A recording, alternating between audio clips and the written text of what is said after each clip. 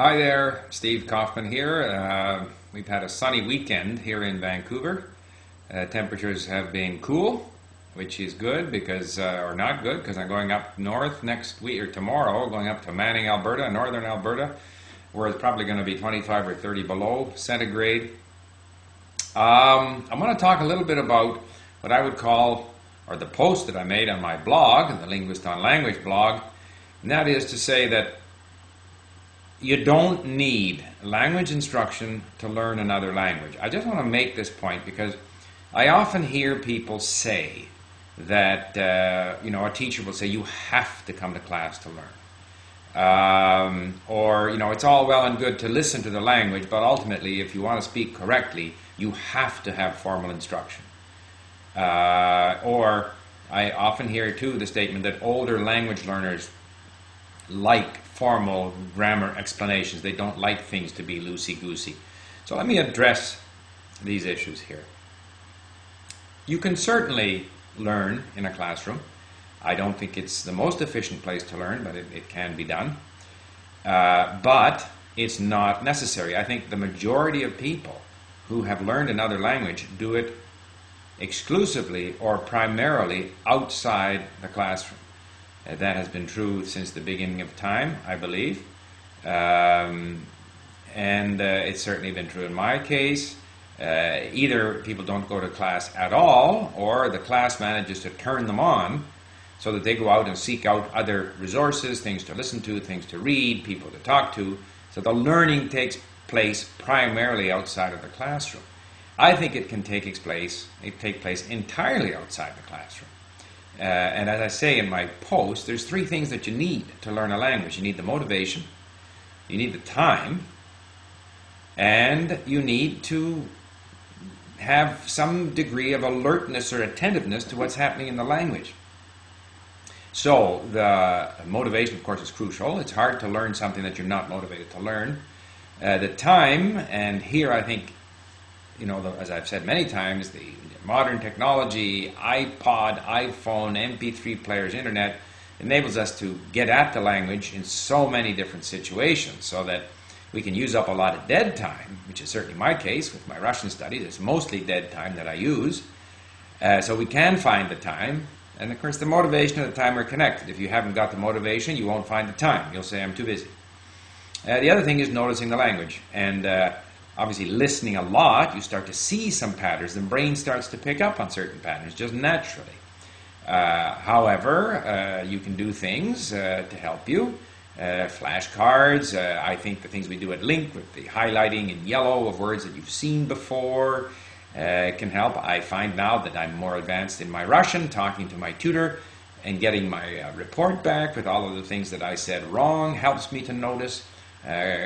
Correcting people's writing can help them notice. Reviewing grammar can help you notice. Sitting in a classroom can help you notice. But none of them individually is necessary. And I think the big thing there is to do those things that you like doing. So if you like going to class, then that's fine. But formal instruction is not necessary, especially if you don't like formal instruction, which happens to be my case. Now, I hear teachers say that the older learner must have this formal structure. But if I look at the case here in Canada with these adult ESL learners, who presumably, many of whom will say, I need the formal grammar explanation. Well, if that's the case, why are they still sitting in a classroom? If that worked so well for them, many of them had 10 years of that kind of instruction, why are they still sitting in a classroom? Maybe they should look at doing it some other way.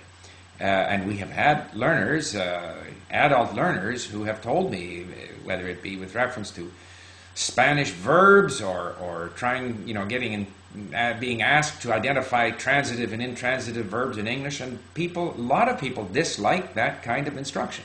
So some adults may feel they need it, some maybe do need it. Many who feel they need it may not have explored other ways of learning. And many of them actually don't like it. So I don't think we can generalize.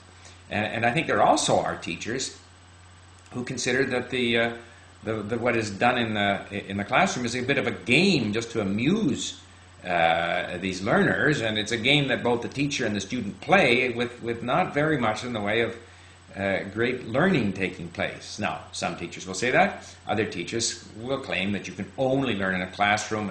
And of course, I get into these great debates on this listserv with teachers who feel you have to go to these, structured, linguistically sound TESOL programs where they do sociolinguistics and all this other stuff before you can help your students learn. And I say, no, I don't think that's the case.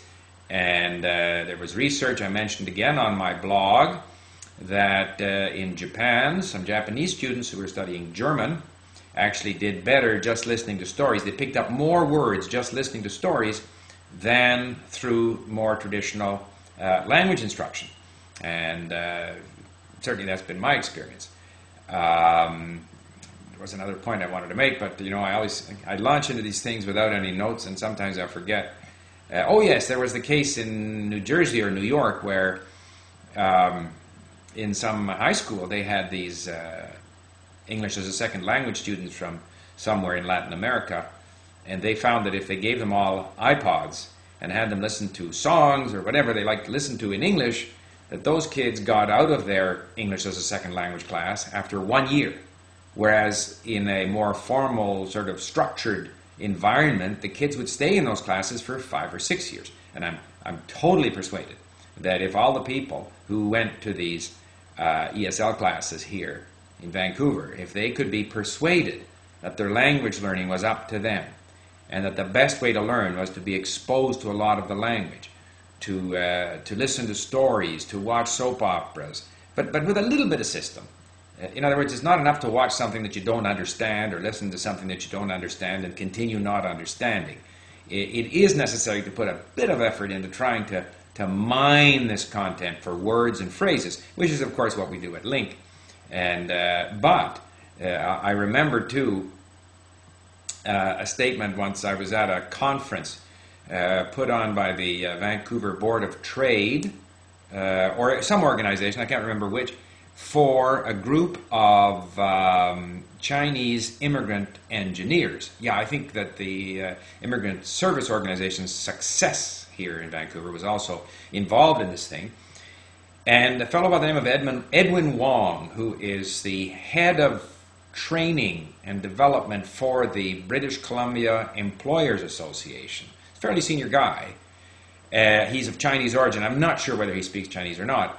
But he told these engineers, and they were all complaining about that their credentials weren't recognized and so forth, and he said, the employers actually hire a lot of people from China. They know which universities are highly rated, which are not. They understand what your credentials are worth. The biggest problem is that you can't communicate. And what you really should do is you should read the cartoons, the comics in the newspapers, and read them until you can understand them. And when you can even understand the ones that have very, very few words, that means you've made it. You can communicate. Now, those are the kinds of things that you're not going to learn in a classroom. You're going to have to do that outside the classroom through a lot of listening and communicating and talking to people and so forth. So I think I kind of droned on enough. So I just want to reiterate then that do what you like to do in language learning. And if you like the classroom, and I can see why many people would, it's very social, maybe you have a delightful teacher and you have friends, go for it.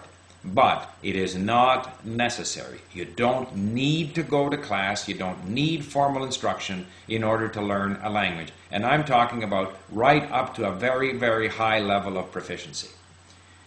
That's my view. I look forward to comments and criticism. Thank you.